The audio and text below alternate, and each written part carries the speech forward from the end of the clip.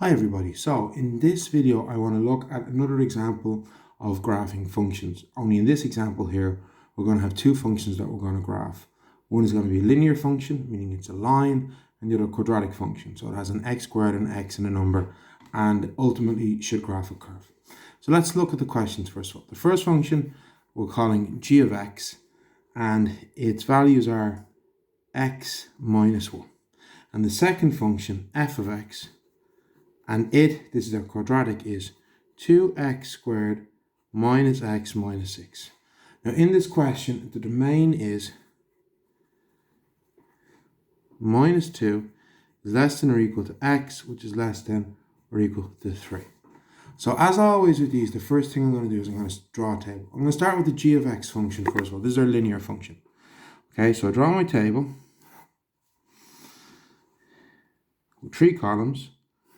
My x values, my g of x is equal to x minus 1, and my y values.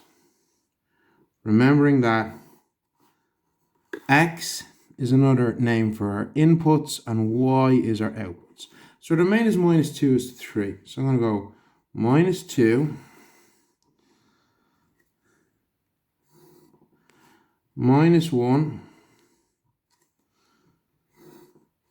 0 1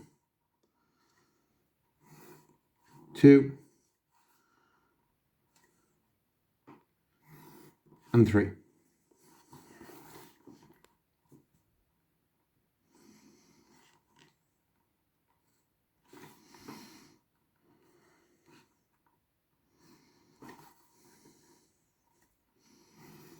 So all we're doing now is, as always, the x values are inputs, which means it's going to replace the x in our function, and then we do the sum out and we get our y value. So our first one, instead of x minus 1, it's going to be minus 2 minus 1. Well, minus 2 minus 1 is 3. Next we have minus 1 minus 1. Minus 3, apologies. Minus 1 minus 1 minus 2. Next we have 0 minus 1. Well, 0 take 1 is minus 1. Then we have 1 minus 1. 1 minus 1 is 0. Then we have 2 minus 1, which is 1. And then we have 3 minus 1, which is 2. And next we write our couples for each one. Our first couple is minus 2 minus 3. Then we have minus 1 minus 2.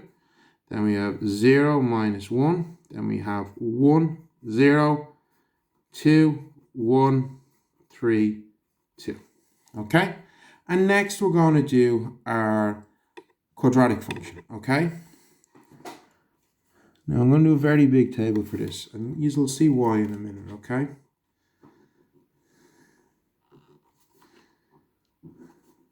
Don't freak out because I'm doing such a long table. It's simply to give myself room in which to do my work. That's all.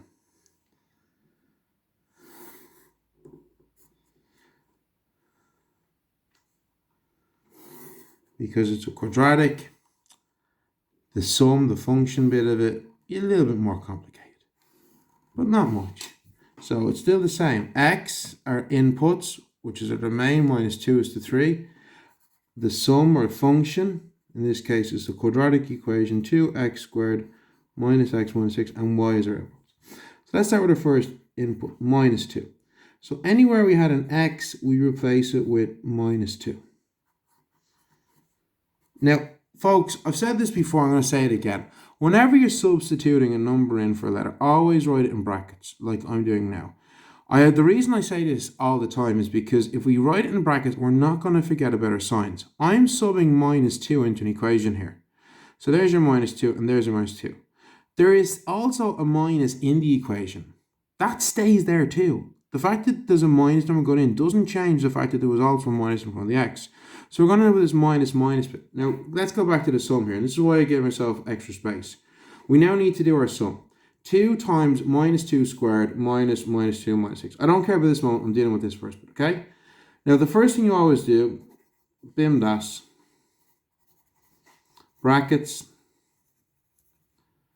that's indices, which are powers, multiply, divide, add, subtract. This is not primary. First year maths, the order in which you always do a sum. Okay, so the first thing we want to do is our powers, our indices. So we want to do minus 2 squared. Well, minus 2 squared is minus 2 by minus 2, which is going to be minus by minus is a plus, 2 by 2 is 4. So the sum becomes this, 2 times 4 minus minus 2 minus 6. Why? Because I squared the minus 2 and I got a 4. So now I'm going to have, well, 2 by 4 is 8. Now we have this other minus by minus is also plus. So this 2 becomes a plus 2 minus 6. 8 plus 2 is 10 minus 6 is 4. Okay? So there's our first one. Okay? Move this across a bit. God, this rubber is awful. Right, we'll see what in a minute. Okay? So next we have minus 1. So it's the same again, 2 times minus 1 squared minus minus 1 minus 6. Well, minus 1 squared is minus 1 by minus 1. 1 by 1 is 1, minus by minus is a plus, it's going to be 1. So it's actually, the sum becomes 2 times 1, minus by minus is a plus, 1 minus 6. 2 times 1 is 2, plus 1 is 3, minus 6 minus 3. Okay? 3 minus 6 is minus 3. Now, if you're doing this with a scientific calculator, it is really important that you put it in exactly like I'm writing it here, with the brackets and everything, okay? The power outside the bracket, the signs, everything, exactly like this in your calculator. And if you do, you will get the correct answer. Okay, so our next one, 2 by 0 squared minus 0 minus 6. Well, 0 squared, 0 by 0 is 0. So this stays 0. So that's going to be 2 by 0 is 0 minus 0. So we're just left with minus 6, okay? And next, 1. 1 squared is 1 by 1, which is 1. So that's going to be 2 by 1 minus 1 minus 6. 2 by 1 is 2. Minus 1 is 1. Minus 6 is minus 5.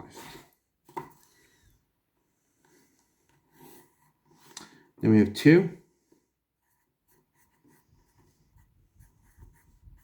Now note, I'm still putting this in brackets. Even though I don't have a minus here, I still always put it in brackets. So now we have 2 squared. Well, 2 squared is 2 by 2, which is 4. So this becomes 2 by 4 minus 2 minus 6, which is going to be 8 minus 2 minus 6. So that's actually 8 minus 8, so it's going to be 0. And then our last one,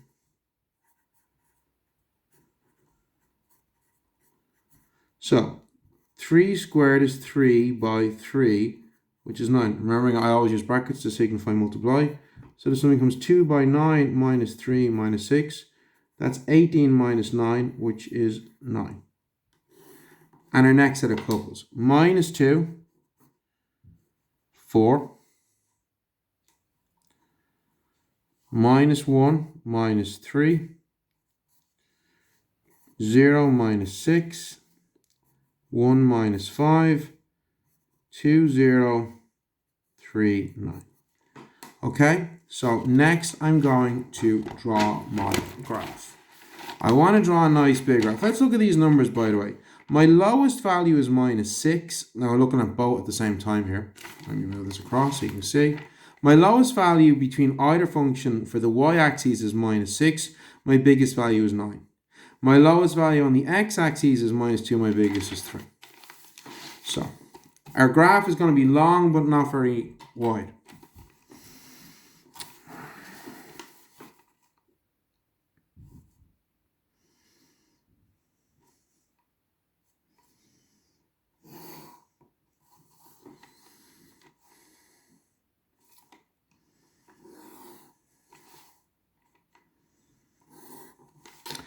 So I'm going to just go across every 2 squares. So we have 1, 2, 3. I always like to go 1 extra, 4. Minus 1, minus 2, minus 3, minus 4. 1, 2, 3, 4, 5, 6, 7, 8, 9, 10, minus 1, minus 2, minus 3, minus 4, minus 5, minus 6, minus 7. So our couples, f of x, which is our quadratic, had these couples. Minus 2, 4, minus 1, minus 3, minus 2, 4, yeah. Okay. 0, minus 6, 1, minus 5, 2, 0, 3, 9. 4, 8, 2, yeah, no, that's correct. Okay. And g of x, which was a linear function, was minus 2, minus 3, minus 1, minus 2, 0, minus 1, 1, 0, 2, 1, and 3, 2. So let's start with the g of x function first of all. Minus 2 and minus 3 means I go, remember, these are x, y. These are x-axes, these are y-axes. X, y. So minus 2 and minus 3 means I'm going to minus 2 on the x-axis, I'm going to left 2, and then I go down 3. And we get this one, okay? Little dot in a circle. Minus 1, minus 2, I go across minus 1, and I go down to minus 2. 0, minus 1, 0, I don't move left or right at all, and I go down to minus 1. 1, 0, so I go across 1, but if it's 0 for the y-axis, I'm not going up or down at all, so I'm there. 2, 1, I'm here. 3, 2, I'm here. And it's exactly as I was expecting, a straight line.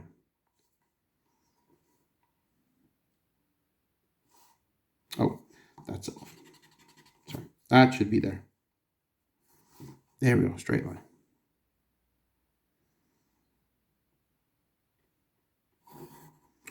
Now let's look at this one. So I have minus 2, 4. Minus 1, minus 3. 0, minus 6. 1, minus 5. 2, 0, and 3, 9. Okay. And that's actually fine. I know it looks weird, but this is actually a quadratic curve. So it's going to be not a straight line, but it's a curve. So it looks like this. Now these do take a bit of practice to draw. And there we go. Okay. So this is my function g of x, and this is my function f of x. And they're both on the same graph. Now I have a few questions with regards to this sum. The first one is I want to find from my graph the value of f of x is equal to g of x. That's the first thing, from my graph. Well, where f of x equals g of x is where the two lines intersect. And that's going to be here and here. So this first point is, it's not exactly halfway between minus 1 and minus 2. It's almost halfway. It's here.